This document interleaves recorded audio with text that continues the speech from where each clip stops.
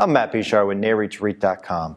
I'm here at the New York Hilton for REIT Week 2017, NAREIT's Investor Forum. Joining me today is Conor Wagner, analyst with Green Street Advisors. Conor, thanks so much for joining us. You're welcome.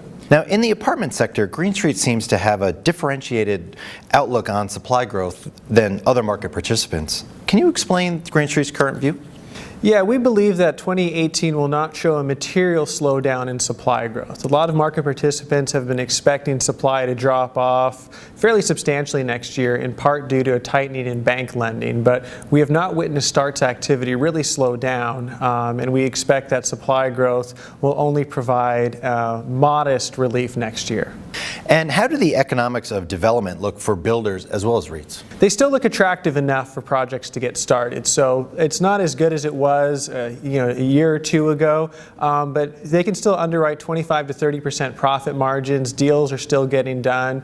Even though the banks aren't lending as much, preferred equity has stepped into that hole, and deals still pencil. So looking historically, we've only seen a few occasions where starts activity has meaningfully dropped off outside of a recession or the capital markets locking up. So we believe that as long as rent growth is still fairly positive and the capital markets are open in some capacity, that developers will do what they do, which is develop. Now, taking a look at the other side of that equation, what's your sense of the demand side? The demand side of the equation has come down a bit. So job growth has slowed. We've seen the national job prints come down this year, and then especially for the REITs, it's really important to look at the market level, and then within the markets at the type of jobs that are being created.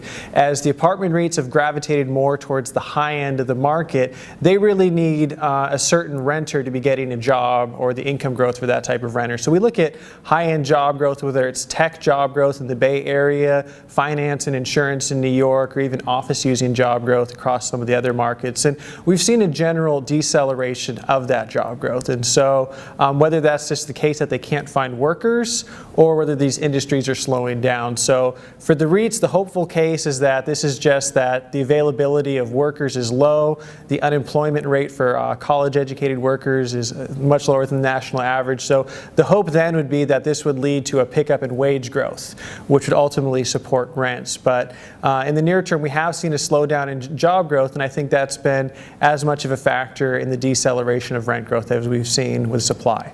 And switching it up to look at the transaction market, what trends are you seeing there?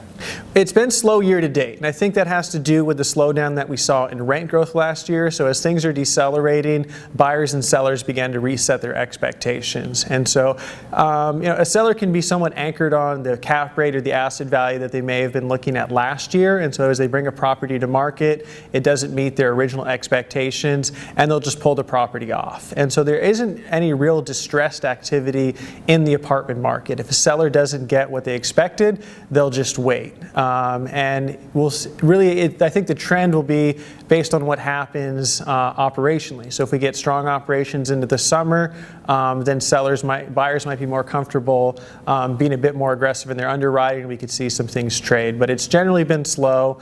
And I think that's as much to do with what we've seen operationally, as buyers and sellers haven't come yet fully to grips with the new operating environment that we're in. The NAV model has come under question a little bit in the market. What do you think is the future of the NAV model? Well, I think the NAV model is incredibly helpful, and Green Street, we've always liked it because it's something real that you can anchor to. You know that ultimately there is a robust private market for these assets, but a public market investor doesn't necessarily have to accept that. So just because buyers in New York City might be willing to pay a 4% cap rate for an asset doesn't necessarily mean that a public market investor has to pay the same thing when they have a variety of options. They can invest in other cities, they can invest in other sectors. So the NAV model is helpful, but it's just a tool. And I think ultimately, when you're looking at an NAV and a cap rate, it's helping you to solve for an IRR.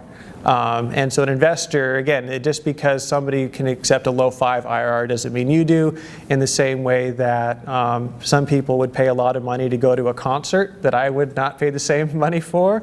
And so just because the private market's willing to pay certain prices. So we think the NAV model is powerful in that it tells you what is happening, but it's not necessarily telling you what should be happening. So that NAV model could tell you that a certain property might trade at a 4 cap, and that's true. It is trading at a 4 cap. It doesn't mean that you have to pay it, though.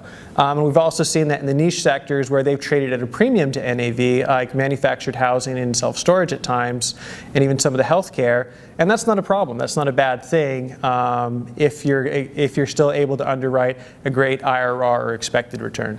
Conor, thank you so much for joining us. You're welcome. Thank you for having me. For more from REIT Week 2017, be sure to visit REIT.com.